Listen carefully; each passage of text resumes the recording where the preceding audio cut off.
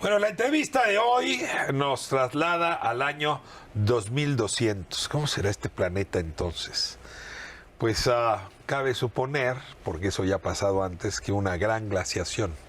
¿Y cómo sobrevivió la humanidad o las herencias de la humanidad a esa glaciación? Vamos a hablar justamente de Asimov hoy, esta obra de teatro que están presentando. Y les agradezco muchísimo a Azur y a Irán que estén aquí conmigo hoy. Irán Molina, Azur Sagada, para que nos cuenten de esta obra, donde siempre la ciencia ficción nos permite hablar del presente. Es como un gran lienzo. Si quieres, comenzamos contigo, Azur. ¿Tú qué personaje haces en esta obra de teatro?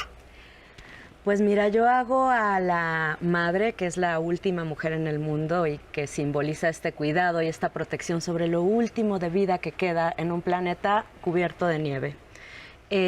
La tarea de mi personaje, que se llama Imani, que es precioso, es la de todas las mamás y que es preservar. Preservar no solamente la vida, sino también el crecimiento, procurar criar a un ser humano bajo condiciones absolutamente terribles, ¿no? Que es, ellas son las dos últimas mujeres sobre la Tierra y todo es frío. No hay ningún otro ser humano, de los 8,000 millones nos fuimos. Así es, son las últimas, digamos, que es la colita. Y aparece por ahí un robot que lleva por nombre, o tiene por nombre, pues el de uno de de las grandes plumas de la ciencia ficción, Asimov. A ver, cuéntame un poco, ¿quién es Asimov? Pues bueno, Isaac Asimov, bueno, hay tantas cosas que decir de él, o sea, bioquímico, escritor, divulgador científico, pionero también en campos como bioquímica, ¿no? Un compadre de Arthur C. Clarke, ¿no? Que también, entre otras cosas, pues es de los creadores del satélite de comunicaciones, ¿no? O sea, tiene más de 500 libros, no solo de ciencia ficción, sino cómo acercarse a la Biblia, cómo acercarse a los perritos. Tiene una cantidad de libros impresionantes, que además tiene una cosa trágica, Isaac Asimov, siendo un científico. Bueno, las muertes siempre son trágicas, ¿no? Pero la situación en la que Asimov muere por complicaciones derivadas del VIH que adquirió por una transfusión de sangre, ¿no? En los momentos en que no se sabía. Estamos hablando más o menos de 1990, 1989, cuando muere Isaac Asimov. O sea, perdónenme si no en el siglo pasado. Yo me hubiera imaginado que había muerto antes. ¿Cierto? Sí, pero es que fue muy longevo y además Asimov tiene además es antologista, ¿no? De muchos textos de ciencia ficción. Creo que uno de los grandes méritos de Isaac Asimov, además de su ficción especulativa, como él le llamaba, no ciencia ficción, sino ficción especulativa, es que también era un gran... La diferencia es que tú puedes calcular hacia dónde va la tecnología y la humanidad, describir ese escenario, y eso no es ciencia ficción, sino es una especulación, variaciones sobre el presente. Es que la ciencia ficción como dura, ¿no? Como la conocía Isaac Asimov, pues se refería como a principios científicos que un ingeniero, que un químico, que un biólogo podía poner en sus relatos. Entonces era muy restringido la cantidad de gente que podía escribir ciencia ficción. Luego viene una gran revolución en los años 60 del siglo pasado, ¿no? El New Wave le llamaron, sobre todo en Inglaterra, con autores como Robert Silverberg, ¿no? Donde empezaron a integrar Ursula K. Le Guin, una extraordinaria escritora que además pues es de las grandes escritoras no solamente de ciencia ficción, de las grandes narradoras del siglo XX, Ray Bradbury, por ejemplo, ¿no? Las Crónicas Marcianas, por ejemplo, ¿no? Bueno, para no abundar demasiado en esto, resulta que ya empieza a haber la posibilidad de que psicólogos, sociólogos, filósofos escriban ciencia ficción, ¿no? Jugando con la utopía. Por supuesto, ¿no? Ahora, ¿por qué ponerle a este personaje principal de la obra de teatro, principal en el sentido que lleva su nombre, la obra de teatro, como Asimov? O sea, ¿por qué el robot se llama Asimov? ¿Cómo ves? Pues yo creo que es un gran homenaje. Yo creo que esta obra en realidad sí habla sobre ciencia ficción y sí habla sobre inteligencia artificial, pero sobre todo habla sobre condición humana. Esta obra, como sabes, Ricardo, lleva 10 años siendo representada por el grupo Haruki Teatro, que es el grupo que constituyeron Irán y su esposa Anabel Domínguez. Entonces, yo creo que tiene que ver con que cada vez que nos subimos al escenario, ponemos una obra o escribimos algo, estamos tratando de hacer que vivan las cosas que más nos ilusionan, que más nos inspiran, transmitirlas además, seguir profundizando en ellas. Digo, yo los conozco personalmente, son grandes amigos y estoy segura que cada elemento de los que están ahí, incluyendo el nombre de este robot, son pequeños homenajes que nacen muy del corazón. Ahora vamos a hablar de los personajes de carne y hueso y el juego que llevas con los que no son de carne y hueso, pero igual son personajes, ¿no? Porque entiendo que Azur es la única personaje de carne y hueso en escena y entonces interactúa con estos, no sé cómo llamarlos, títeres japoneses. ¿O cómo Sí, los llamas? el estilo, la técnica es kuruma, ¿no? Es una técnica japonesa.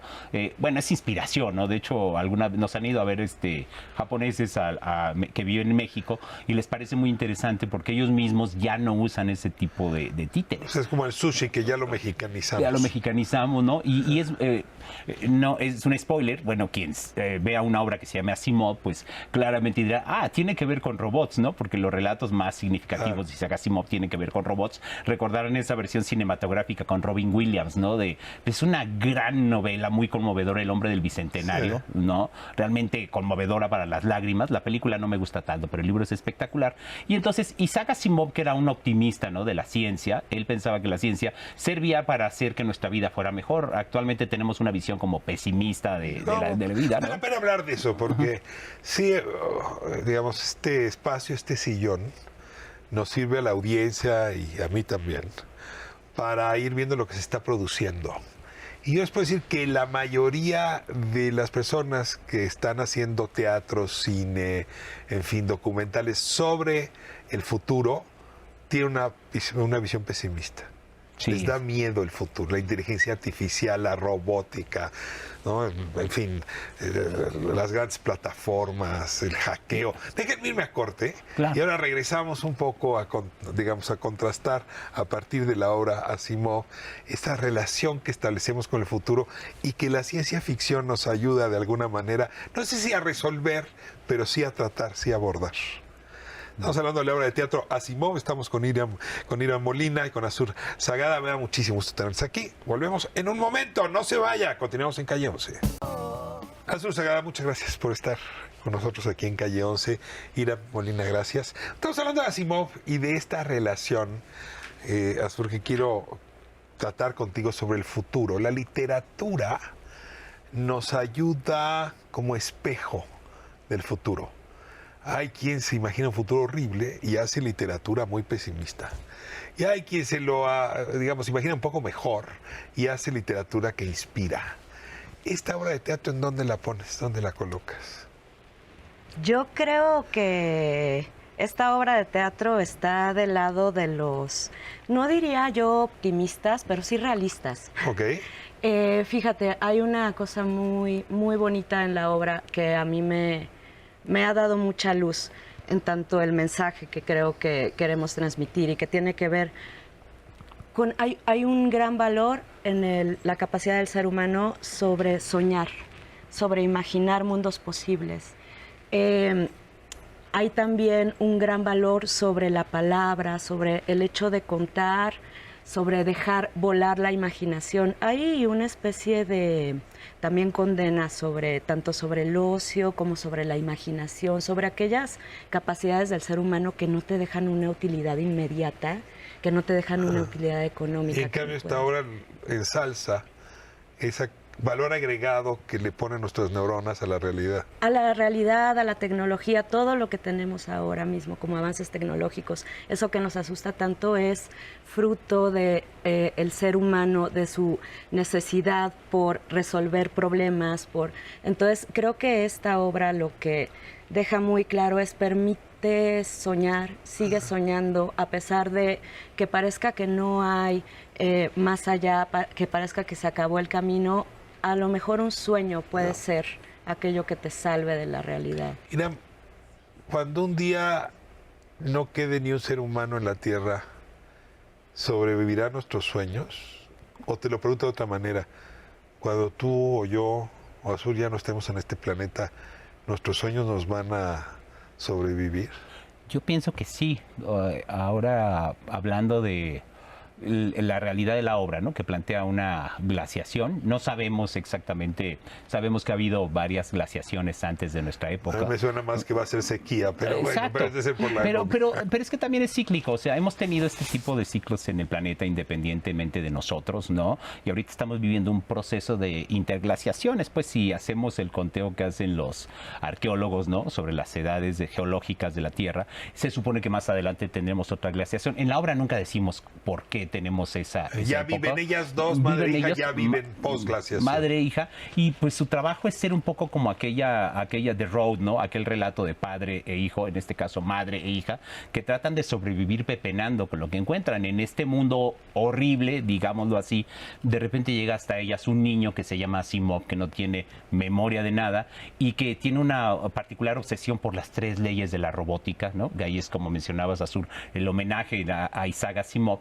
Y precisamente estas 3 leyes de la robótica, voy un poco, perdón que me salga un poco de Sabater, ¿no? El valor de elegir, ¿no? Al final, o sea, tú vives en sociedad, ¿no? Y parecería que la sociedad limita tu libertad, pero como humano no fuiste diseñado para vivir al lado de los tigres o los osos, dado que no tenemos, no estamos adaptados igual que ellos a su entorno. Entonces, esta sociedad en la que vivimos, pues nos permite vivir en libertad, pero con unas reglas que nos protegen. ¿Cuáles son las 3 reglas de la robótica? Primera ley de la robótica: un robot debe proteger la vida de los humanos. Segunda ley de la robótica: un robot debe obedecer a los humanos. Y tercera ley de la robótica: un robot debe proteger su propia existencia. Claro, siempre y cuando no contradigas a la segunda y a la primera ley. Cada ley es como restrictiva con la anterior, ¿no? Tu personaje por las noches cuenta historias de otras épocas. Sí. ¿Las escucha Asimov también? ¿Las asimila, las vuelve propias o solo es para la niña? No, bueno, Imani cuenta historias casi para sobrevivir, casi como manera de hacer que la humanidad siga subsistiendo aunque parezca que está cerca del final. Un robot puede escuchar historias y un poco lo que también plantea esta obra de pregunta es, ¿un robot puede entender al nivel que los seres humanos una historia? Nuestro robot sueña y se hace preguntas y se cuestiona sobre el sentido de la vida. Entonces, sí, sin duda, Un robot filósofo. así es, un robot más humano de lo que a veces se quisiera. Granero, 12 del día, los sábados. Sábados y domingos, Sábados de y hecho. domingos. Sábados y domingos, de hecho. Temporada es del 6 de abril al 16 de junio. O sea, tenemos afortunadamente 3 meses de temporada. Es como... Teatro El Galeón, Abraham se Serán. llama Ya dije Granero, dije entonces el Galeón. El perdón. Galeón Abraham Es el Seransky. Galeón Ajá. y así nos seguimos hasta junio. Ajá, hasta el 16 de junio. Hasta el 16 de A junio. la 1 de la tarde en Reforma y Campo Marte, ahí atrásito del No lo dije mal, Auditorio dije Nacional. Granero y a las 12. Entonces, Galeón, 1, ya no hay duda. Exacto. Asimov, y ver esta obra que en efecto lleva 10 años, que se refresca pues con la nueva actuación de Azur.